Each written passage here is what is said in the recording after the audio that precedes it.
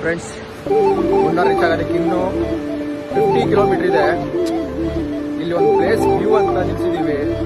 ಏನಿದೆ ಪ್ಲೇಸ್ ಅಂದ್ರೆ, ಯಾರೇ ಒಬ್ರು ಡಿಪ್ರೆಷನ್ ಹೋಗಿರ್ಲಿ, ನನ್ನ ಲೈಫ್ ಇಷ್ಟೇನೆ, ನನ್ನ ಲೈಫೇ ಮುಗಿದೋಯ್ತು, ನನ್ಗೇನೂ ಇಲ್ಲ ಲೈಫಲ್ಲಿ, ನನ್ ಏನಕ್ಕೆ ಲೈಫು ಬೇಜಾರಾಗಿದೆ ಅನ್ನೋರಿಗೆಲ್ಲ ಒಂದು ಬೈಕ್ ತಗೊಳ್ಳಿ, 1000 ರೂಪೀಸ್ ಪೆಟ್ರೋಲ್ ಹಾಕ್ಸಿ, ಒಂದು ವ್ಯೂ ತೋರಿಸ್ತೀನಿ ನೋಡಿ. ಯಾವ ತರ ಇದೆ ಪ್ಲೇಸ್ ಅಂದ್ರೆ,